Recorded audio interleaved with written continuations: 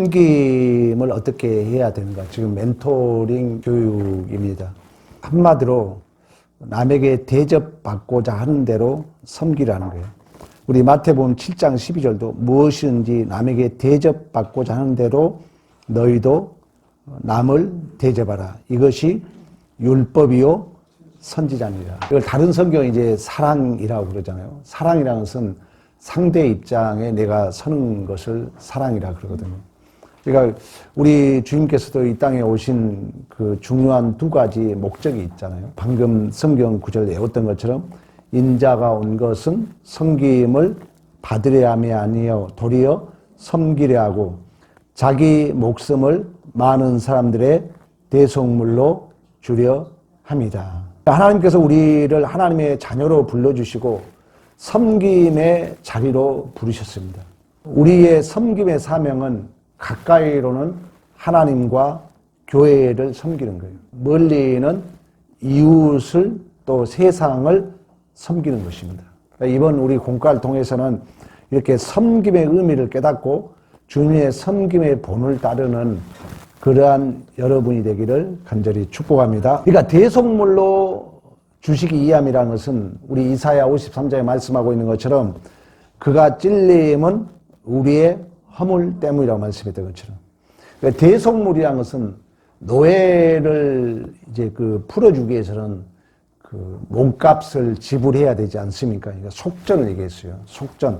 그러니까 우리 주님이 친히 우리의 죄값을 치르기 위하여 우리 주님이 오셨다는 거예요. 대속물로 주려 합니다. 두 번째는 다른 사람을 섬기기 위하여.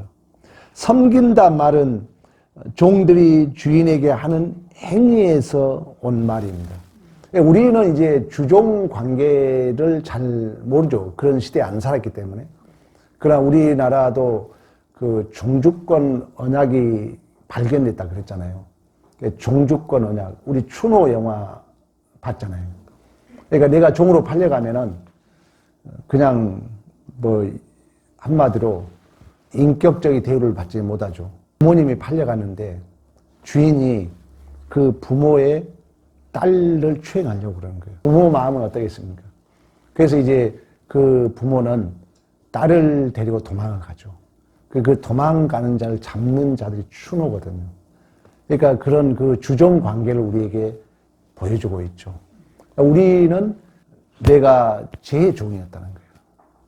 그러면 이걸 적용하면은 여러분이 이기심의 종, 자존심의 종, 선악과의 종, 그런 우리의 종의 삶을 우리가 살고 있죠. 어쨌든 섬김이라는 의미는 그런 그 종의 자리에서 이제 주인과 종의 관계 속에서 주인을 섬기는 그런 말에서 따온 게 바로 이 섬김이라는 것입니다. 그러면 천국에서는 섬기는 자가 큰 자라는 거예요. 섬기는 자가 높은 자인 줄로 믿습니다. 그래서 마태복음 24장 11절 12절에 너희 중에 큰 자는 너희를 섬기는 자가 되어야 하리나 누구든지 자기를 높이는 자는 낮아지고 누구든지 자기를 낮추는 자는 높아지리라. 그러니까 우리가 리더라는 것은, 멘토라는 것은 섬기는 것입니다. 섬기는 거예요. 그런데 섬기는 부분에 있어서 우리가 기억해야 될 것은 신앙의 행위에 있어 중요한 게 시간과 물질이라는 거죠. 그러니까 시간이라는 것은 시간을 내가 헌신한다는 것은 쉽게 말하면은 시간은 내 존재를 담고 있는 거예요. 그러니까 시간이 내가 드려진다는 것은 또 다른 말로 하면은 내가 드려지는 거예요. 그 물질로 헌신한다는 얘기는 최고의 가치를 헌신한다는 거예요. 왜냐하면 세상은 돈을 최고로 여기기 때문에. 그래서 내가 시간과 물질을 강조한 이유는 시간은 내 존재를 담고 있기 때문에. 시간이 없으면 내 존재가 없어요. 우리가 오늘 예배 드리잖아요. 시간이, 내가 이 예배 시간에 있다는 것은 내 존재가 있는 것이죠. 그리고 물질을 드린다는 것은 그 우선순위에 있어서 최고의 가치를 드리는 거죠. 그래서 우리는 항상 시간과 물질을 여러분들이 생각해야 된다. 그리스도인들의 4대 역설이 있어요. 죽으면 산다는 거예요. 낮아지면 높아지는 줄로 믿습니다. 세상 일에 미련해지면은 내가 지혜로워지는 거예요. 세상에 미련한 법이 십자가에 도라 그랬잖아요. 그리고 주는 자가 받는 자보다도 더 복이 있는 줄로 믿습니다. 우리가 섬길 때 자세가 있어요. 섬길 때 자세는 첫째는 사랑으로 해야 돼요. 뭘로요? 사랑으로. 사랑 여러분 합니까? 저는 솔직히 사랑할 실력이 없어요. 그래서 저도 기도하거든요. 하나님, 얼마나 이기적이라는 거. 여러분들이 이기적이 아니라고요? 아닙니다. 우리는 아주 이기적이에요. 저도 내 자신을 많이 발견해요. 그래서 맨날 하나님 앞에 사랑을 달라고 기도해요. 사랑은 우리가 조작적 정의를 내려야 되잖아요. 사랑은 물론 이제 예수의 십자가상에서 보여준 것처럼 내가 맞지만 틀린 자 편을 들어주는 거예요. 어렵죠. 어려워요. 우리는 신앙생활이 그래서 잘못하면 윤리 도덕에 머물 수 있다는 거예요. 그러니까 기적이 안 나타나고 하나님의 은혜가 없는 거예요. 근데 여러분들이 자식을 키우잖아요. 이제 자식을 그렇게 키우면 자식 버립니다. 자식하고 옳은 것만 얘기하면 여러분이 바르게 키울 것 같죠. 그들 또 크면은 사회생활 못 합니다. 그러니까 덮어줄 때 꼭 예수 얘기하라는 거예요. 너 이건 잘못했어. 그러나 예수님이 그랬기 때문에 나 예수님 때문에 너 용서한다. 나 그렇게 못 키웠어요, 애들을. 이제 나이가 먹어버리고 교회 개척하다 보니까 이제는 그렇게 하고 싶어도 애들이 커버렸어요. 근데 지금이라도 여러분들이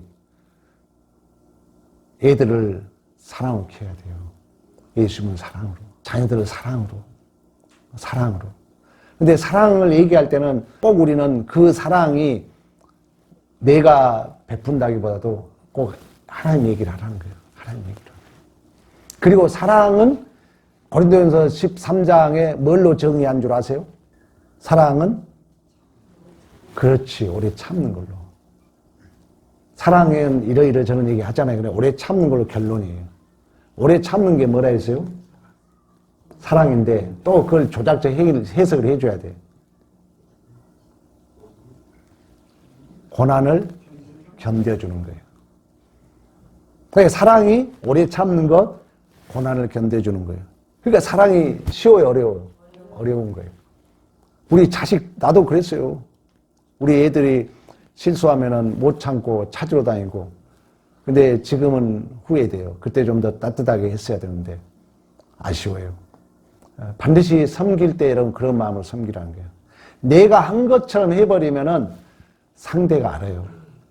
그래서 오직 하면은 오른손이 하는 것, 왼손이 모르게 해라. 하나님의 사랑.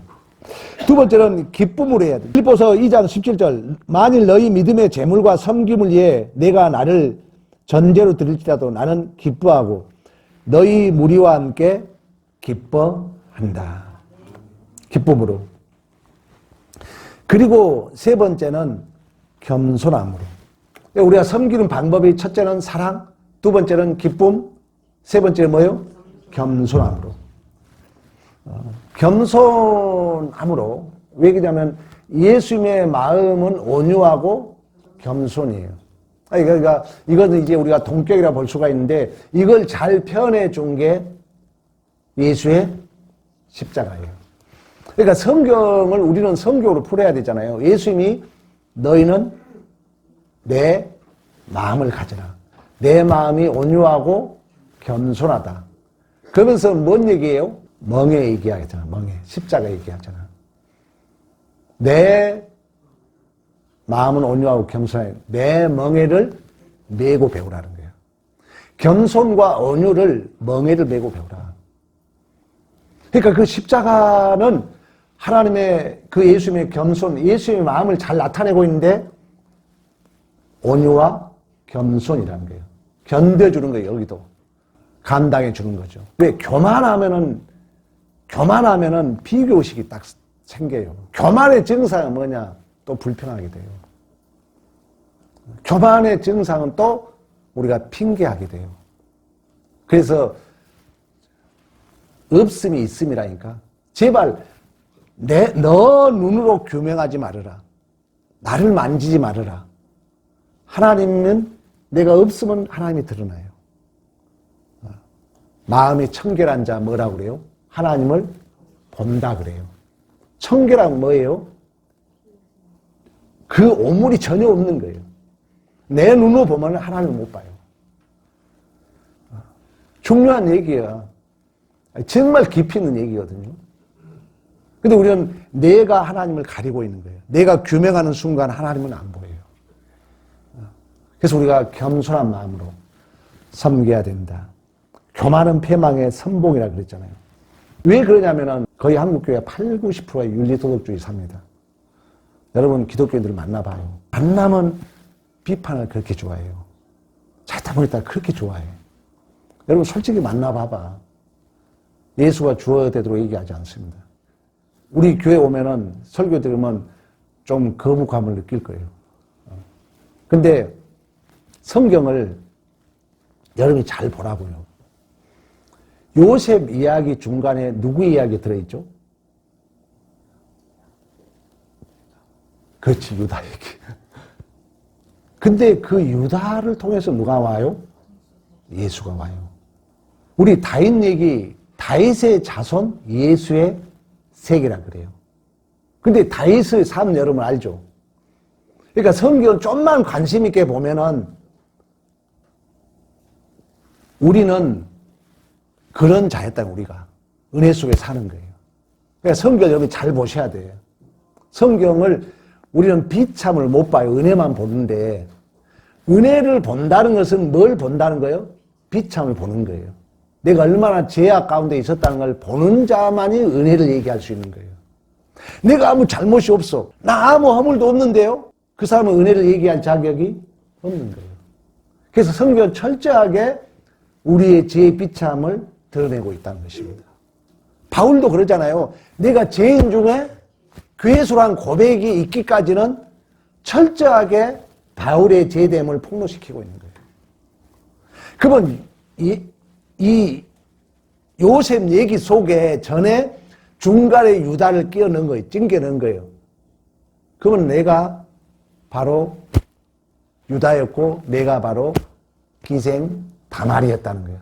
그러면 요셉은 더 이상 자기를 근 것이 내가 외면당하고 형제들이 팔림을 당하고 누명을 쓰고 감옥에 가지만 나를 근거해서 주어를 쓸 수가 없는 거죠.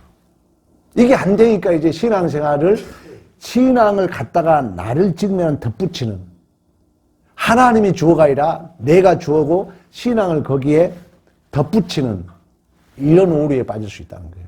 비참을 모르면. 그러나 성경은 철저하게 아브라함 봤잖아요. 계속 하나님 말씀에 순종해요, 불순종해요? 불순종하잖아. 너 씨 줄게 계속 비웃고 웃고 이방 여인 하갈로 인해서 이스마엘 출생하잖아. 그러니까 내놓을 것이 없는 거예요. 그리고 불가능한 백세를 주는 거예요. 그러니까 더 이상 이제 나는 없는 거예요. 그게 온전한 순종이에요. 내 이유를 댈 수 없어.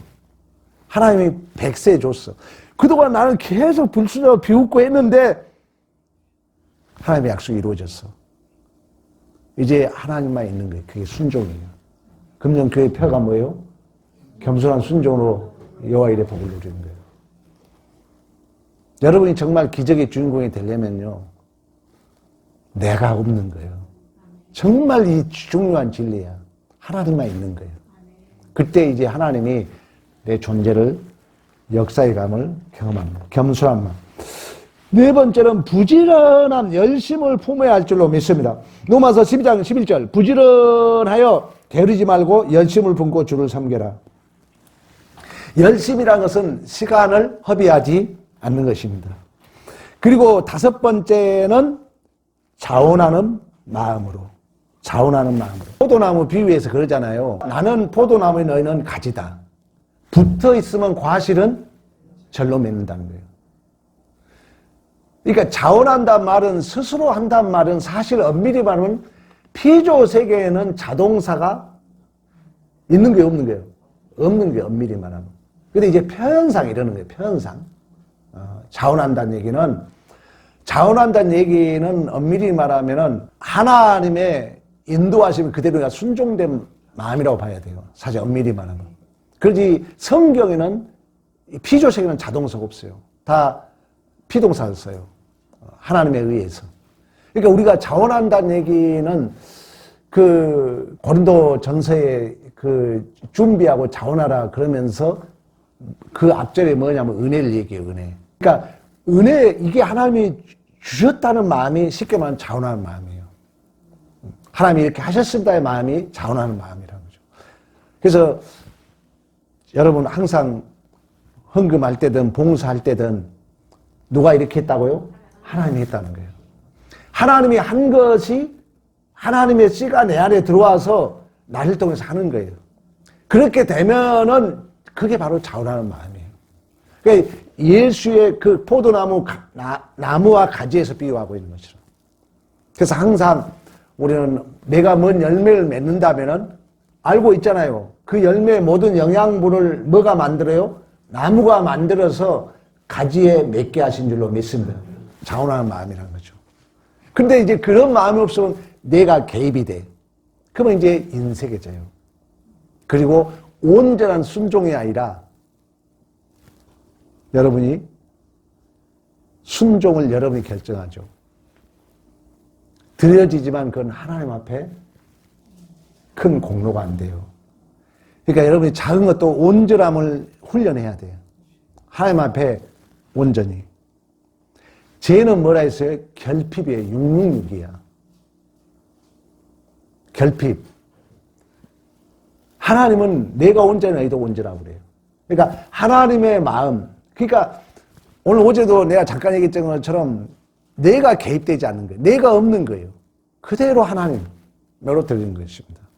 우리가 섬길 때도 마찬가지예요. 그래서 자원하는 마음이다. 이 자원하는 마음이 참 어려운데 내가 스스로 한다는 것은 스스로 한다면 그건 내 공로죠. 근데 그 자원하는 마음 속에는 내 안에 이미 은혜로 하나님이 나를 통해서 하는 거예요. 내가 개입되지 않는 거예요. 포도나무 가지와 비유해서 말씀하고 있는 것처럼 그 나무가 모든 것을 만들어서 자동으로 나는 가지로서 내 안에 열매가 맺게 되는 줄로 믿습니다. 그래서 근래 강조한 게 이유되지 말아라. 변명하지 말아라. 핑계하지 말아라. 인양의 하나님에 순종할 것. 하나님, 저는 하나님만 봅니다. 작은 것 하나. 작은 거 하나. 여러분들 예를 들면 누구를 용서할 때도 마찬가지예요. 꼭 어떤 누구를 용서할 때도 절대 변명하지 말라는 거예요. 변명하면서 여러분, 너 이렇게 하니까 그 사람의 상처가 치유될 것 같아요. 나중에 깨닫게 합니다. 막 해명해가지고 이렇게 하니까 내가 너 어쩐다 하다 보면 더 상처가 될 수 있어요. 그러니까 우리는 딱 나는 우리 예수님이 그랬잖아. 나 너 용서할게. 오직 예수만 이유가 되는 거예요. 더 이상 나를 끄는 거에서 사업한 얘기 하다 보면은 잘못하면 화해한 것 같지만 속으로는 꽁할 수 있어요. 그러니까 여러분이 용서하거나 할 때는 절대 딱 하나님 얘기만 해요. 우리 예수님이 그랬잖아. 나는 용서할게. 그리고 막 변하고 싶어도 형 깨물고 하지 마. 몰라요. 내 생각은 그래요. 여러분 어쩔지 모르겠지만. 그런데 조그만 걸 우리가 이제 어떤 다툼이 있고 오해가 생기면 그걸 이제 변명하다 보면 잘못하면은 그들이 그때는 그래 한 것 같지만 속으로 아이, 그런 마음이 있었어 하면서 꽁할 수 있다는 거예요. 그러나 요셉이 그랬던 것처럼 하나님께서 그러면 누가 도와줄까? 성령. 항상 우리는 파라클리토스 성령이 나를 도와줘요. 나를 위로해줘요. 나를 상담해줘요. 지금 요셉 창세기를 마치면서 꼭 여러분들이 그렇게 하셔야 됩니다. 그러면 이제 예수님께서 우리가 이처럼 이웃에게 베푼 선행의 결과는 무엇입니까? 우리가 하나님을 이제 섬길 때 사랑으로 그리고 기쁨으로 그리고 겸손한 마음으로 열심으로 자원한 마음으로 섬기게 되면은 결과가 뭐냐면은 내가 했는데 이렇게 하게 되면은 누가 하는 것 같이 드러나겠어요? 예수님이 하는 것처럼. 그래서 내가 변명하지 말라는 거예요. 변명한 것은 누구 마음이에요? 내 마음이에요. 예수님 사이에 내가 찡겨들면 안 된다는 거예요. 하나님이 이랬어. 하나님. 그렇게 하게 되면은 내가 섬기지만 포도나무가 가지의 열매를 맺었지만 가지의 열매가 아니라 나무의 열매잖아. 나무의 열매. 가지에 맺어줘. 그 말은 너 더 열심히 하라고 맺어줄 뿐이지 그 열매는 누구 열매예요? 그렇지. 예수님 나무의 열매라는 거예요. 가지 열매가 아니야. 그러니까 내가 섬겼는데 어려워요, 그게. 이렇게 섬기면은 말 안 하려고 그런 거예요. 알게 모르게 이렇게 섬기면서 백수한테 제가 말 안 해요. 누구한테도 말 안 해요. 우리 집사람한테 말 안 해요. 그냥 하나님만 보고 하는 거예요. 하나님만 보고. 하나님만 보고. 왜 그러냐면은 내가 드러나면 받는 사람도 부담을 느껴요. 변명하고 그러면. 하나님이 했다로 해야 되기 때문에 중요합니다. 그래서 이처럼 우리가 이웃을 이렇게 섬기게 되면은 예수님이 해드린 것 같이 보인다는 거예요. 그래서 여러분, 우리 주님이 그래요. 달란트 비유에서 달란트를 남겨야 돼요. 이윤을 남겨야 돼요. 근데 달란트의 원뜻은 그 씨를 심었다는 것은 누굴 얘기하겠어요? 그렇지. 예수 얘기한다니까. 꼭 여러분들 알아야 돼, 성경을. 예수하고 우리 얘기하는 거예요. 두 가지 얘기하는 거예요. 첫째 아담, 둘째 아담 얘기하는 거예요. 그러면 이 달란트도 무슨 예수 얘기하는 거예요. 예수를 준 거예요. 예수를 우리에게. 많이 주고 조금 주고 줬어, 어쨌든. 그러면 내 존재를 통해서 또다시 뭘 남겨야 돼요? 예수를 남겨야 돼요. 그래서 그 달란트 비유 마지막에 뭐라고 그래요? 너 나한테 하고 싶잖아. 나한테 하고 싶다면은 누구에게라? 지극히 작은. 왜 그런 줄 아세요? 그 뉘앙스가 있어. 우리는 누구를 섬길 때 내 마음으로 한다면 보상 심리가 있어. 내가 섬기면 저 사람도 좀 나에게 섬겨주겠지. 이런 보상 심리로 하니까 우리는 가난하고 작은 자에게 섬기고 싶은 마음이 있어 없어? 없는 거예요. 우리 인간적으로는. 우리 인간적 마음은. 그래서 성경에 뭐냐면 너에게 보상을 줄 수 없는 자에게 보상을 하는 거예요. 너에게 갚을 수 없는 자에게 섬기라는 거예요.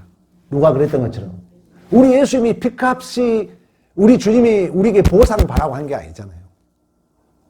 복의 방법이야. 그래서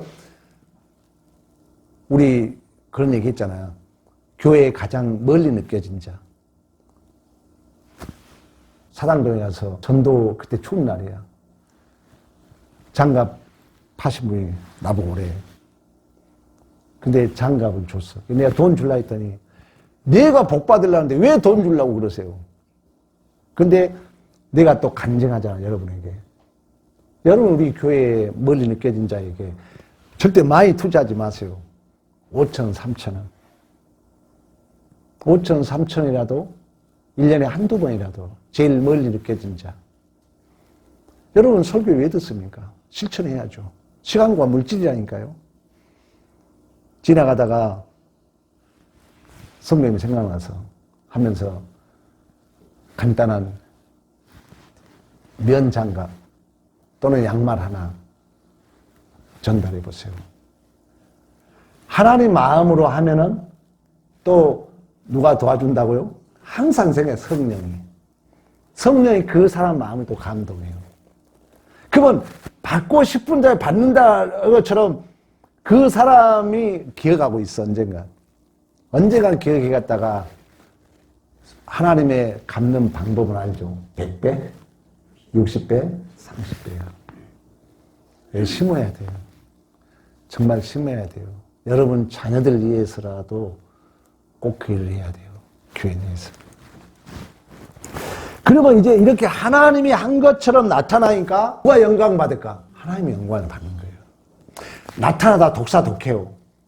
하나님이 나의 존재를 통해 드러나니까 하나님이 영광을 받으실 줄로 믿습니다. 그래서 마태복음 5장 10절 이같이 너희 빛이 사람에게 비추게 하여 그들로 너희 착한 행실을 보고 하늘에 계신 너희 아버지께 영광을 돌리라. 여기 빛과 착한 행실이 동격이야. 빛과 착한 행실이 동격이야. 누구 얘기한다고요? 그렇지, 예수 얘기하는 거예요. 절대 여러분 예수가 빠지면 윤리도덕주의가 돼요. 내 착한 행실이 아니야. 그 말은 뭐예요? 예수 닮은 모습, 예수의 마음. 그래서 지금 포도나무 얘기하는 거예요. 하나님이 내가 보상 개념이 아니라 갚을 자격 없는 자에게 예수의 마음으로 교회 여러분이 섬기라는 거예요. 멘토 마찬가지. 여러분 지금 구역원들 여러분 다 하고 있으리라 믿고 있어요. 결석자들에게 메시지 전화 꼭 해야 됩니다. 안 그러면 교회 또 약해집니다. 해야 돼요. 양육해야 돼요. 반드시 하나님이 영광을 받으실 줄로 믿습니다. 이 착한 행실 빛이라는 것은 예수 자신을 얘기해요. 그러면 이제 우리가 일터에서 일할 때 그러면 어떤 자세로 일을 해야 되는가? 성실한 마음으로 해야 됩니다. 에베소서 6장 5절부터 7절 종들아 두려워하고 떨며 성실한 마음으로 육체의 상대에 순종하기를 그리스도께 하더라. 눈 가림하여 사람을 기쁘게 하는 자처럼 하지 말고 그리스도의 종들처럼 마음으로 하나님의 뜻을 행하고 기쁜 마음으로 섬기기를 주께 하더라고 사람들에게 하더라. 여기 봐봐요. 섬김이라는 것이 가깝게는 하나님과 교회를 섬기고 멀리는 이웃과 세상을 섬기는 거예요. 그건 직장생활 가서도 내가 정직하게 직장생활 잘하는 것이 누구를 섬기는 거예요? 세상을 섬기는 거예요. 그러니까 여러분들이 직장생활 하면은 성실한 마음으로 해야 된다는 거예요. 그리고 상전들이 있잖아요. 하나님은 창조와 섭리가 있어요. 섭리는 보존과 다스림과 통치를 포함하고 있어요. 하나님은 이 섭리에 있어서 중요한 게 이제 권위와 질서예요. 그러면 상전들에게 여러분들이 있잖아요. 직장 가면 상사가 있잖아요. 가정에 남편이 있듯이. 근데 이 상전은 우리 옛날 하이델베르크에서 공부했어요. 상전은 첫째, 권위가 높은 자도 상전이야. 나이가 많아도 상전이야. 기술이 나보다 뛰어난 사람도 상전이야. 뭔 말인지 알겠어요? 여러분 선배 상전. 직위가 높아도 상전이야. 구역장이 상전이야. 예를 들면. 그러면은 그 상전들을 섬길 때 우리는 누구께 하듯 그리스도의 할게 순종하라는 거예요. 눈가림만 하지 마시고 6절에 말씀하고 있죠. 에베소 6장 6절에 눈가림만 하지 말고 주님께 하듯이 순종해라. 마찬가지로 우리는 세상 직장 생활할 때도 기쁜 마음으로 주를 섬기듯 해야 될 줄로 믿습니다. 우리 기독교인들이 기뻐한다는 게 너무 중요해요. 밥 먹을 때도 맛있게, 놀 때도 기쁘게, 뭐 할 때도 우리는 기쁘게 해야 돼요. 왜? 모든 것은 나를 위해 하나님이 주신 명예롭고 복 있는 기회이기 때문에. 힘들어도 기쁜 마음이에요. 기쁨이 없을 때는 잠시 내려놔야 돼요. 내려놓고 기도를 하든지 해가지고 뭔 일을 해도 기쁨으로. 자, 성도를 섬길 때 피해야 할 것들이 있습니다. 피해야 할 것들이 있는데 원망이 없어야 됩니다. 뭐가 없어야 된다고요?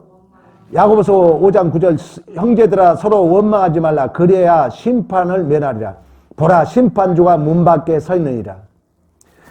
원망은 여기 봐보세요. 고린도서 14장 그 말이 나와요. 광야를 갈 때 구원받지 못한 대표적인 얘기를 4가지를 해요. 구원받지 못한 자, 그 첫째가 뭐냐면 우상 섬기는 거예요. 하나님보다도 더 다른 데 권위를 둔 자. 그 우상 숭배 여러분 중요합니다. 두 번째는 가늠하는 자. 세 번째는 하나님을 시험하는 자. 네 번째가 뭐예요? 원망과 불평입니다. 혀를 깨물어야 돼요. 원망을 하지 말아야 돼요. 두 번째는 시비가 없어야 됩니다. 빌립보서 2장 14절 모든 일을 원망과 시비가 없이 해라. 세 번째는 낙심하지 말. 우리가 선을 행하되 낙심하지 말지니 포기하지 아니하면 때가 이름에 거두리라. 하나님은 범사의 때와 기한이 있는 줄로 믿습니다. 낙심하지 말라는 거예요. 당장 보이지 않는다 할지라도. 그리고 성도와 이웃을 무엇으로 섬길 수 있냐 그러면 성도와 이웃을 우리 공과에는 첫째가 기도와 말씀. 기도로 말씀으로. 그러니까 우리가 교회를 섬기고 목회자를 섬기고 여러분 솔직히 기도 얼마입니까? 난 묻고 싶어요 솔직히. 근데 1분이라도 안 한 사람 회개해야 됩니다. 1분이라도 안 한 사람 자기 전이라도 해야 돼요. 지금 양심에 찔린 사람이 있어요? 큰일 났어. 이 오예배에 나오신 분이 하루에 1분도 기도 안 한다? 숨 안 쉬고 사는 거예요. 근데 최소한 나는 10분을 해야 된다고 해요. 여러분이 아침에 일어나든 자기 전. 근데 복받은 방법이야? 교회와 목회자를 위해서 기도 빼먹은 사람은 그 헛기도야. 하나님이 기뻐하지 않아. 여러분 반드시 복받는 비결이 있어요. 반드시 교회를 위해서 그리고 목회자를 위해서 여러분 구역원들을 위해서 오늘 설교 들으시면 꼭 하루에 몇 분요? 10분이라도 10분이라도 자기 전인데 일어나든 안 그러면 교회 오세요. 뭐 새벽기도 안 나오니까 안 나올 때는 꼭 여러분들이 10분 이상 기도하지 않은 사람 교회에서 저는 말 못하게 해요. 여러분 저기 어록에 나와 있어요. 담임 목사를 위해서 1분이라도 기도하지 않는 사람은 말하지 못하게 해요. 여러분 지금 하고 있잖아요. 말하면 안 됩니다. 아니 교회를 위해서 1분도 기도하는 사람이 무슨 교회에 대해서 얘기를 해요. 양심적으로 다시 묻습니다. 여러분들이 솔직히 물어서 하루에 10분 이상 기도하지 않는 사람은 벙어리가 돼야 돼요. 교회에서 말을 하지 마. 기도하지 않는 사람이 무슨 한 번도 그 사람 마음속에는 교회 잘 되기를 바란 마음이 한 번도 없다는 거예요. 근데 뭘 교회를 비판하고 원망합니까? 있을 수 없는 얘기예요. 기도한다는 것은 내 마음에 교회를 위해서, 목회자를 위해서, 꼭 우리는 또 여러분 구역원들을 위해서 기도와 말씀으로는 섬길 수 있는 줄로 믿습니다. 말씀은 이제 멘토링 교육 그리고 각종 은사로. 근데 은사의 중심은 뭐라 했어요? 또 사랑이에요. 그리고 물질로 그리고 수고로 반드시 우리는 섬겨야 됩니다. 여러분들 이렇게 섬기게 되면은 포도나무와 가지에서 말씀하고 있는 것처럼 어느 순간에 되면은 뭘 맺을까요? 열매를 맺어요. 열매를 맺을 뿐만 아니라 하나님이 상급도 주실 줄로 믿습니다. 그래서 여러분들 우리 지금 멘토링 교육이 계속 이어지고 있어요. 이거 이렇게 교육을 하는데 의문이 있죠. 우리 성도들이 얼마나 따라오고 실천하는지는 이제 여러분 몫입니다. 그래서 꼭 이번 한 주간이 또 지나가는데 우리 구역장님들 다시 얘기합니다. 이 결석자들이라든가 꼭 내 양을 먹이듯이 두 날개라 그랬어요. 소그룹이 형성이 안 되면은 30명 이상 교회가 부흥이 될 수 없다고 단정을 해요. 그러니까 한국 교회가 지금 80%가 90%가 100명 미만이잖아요. 이 구역장 여러분들이 수고스럽더라도 결석자라든가 이 약한 자들을 세포를 살려야 돼요. 세포가 죽으면 몸이 건강할 수 없잖아요. 그래서 이 멘토링 교육이 지금 진행되고 있는데 꼭 여러분들 실천해야 됩니다. 꼭 실천해야 돼요. 우리 결석자들이라든가 약한 자들에게 전화 신방 또는 한 번씩 방문하고 우리 배운 대로 실천하게 되면은 여러분 삶도 변합니다. 변해요. 그리고 그 영향이 여러분 자손들에게까지 복을 받는 거예요. 꼭 이러한 믿음의 승리가 있기를 간절히 축복합니다.